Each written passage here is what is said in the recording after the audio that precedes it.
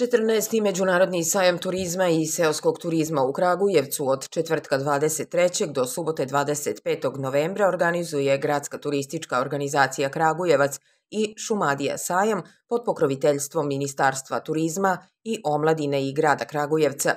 Svoju turističku ponudu predstavit će brojni izlagači, nacionalne, regionalne i lokalne turističke organizacije, turistički centri, hotelijeri i seoska domaćinstva, vinarije i destilerije, turističke agencije sa svojim objedinjenim ponudama za zimsku sezonu, prolećna putovanja i leto 2024. godine.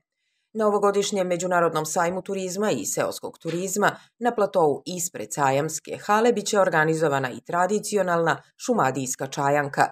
Sajam sa dugom tradicijom biće otvoren za sve zainteresovane posetioce, a cena ulaznice je simboličnih 100 dinara.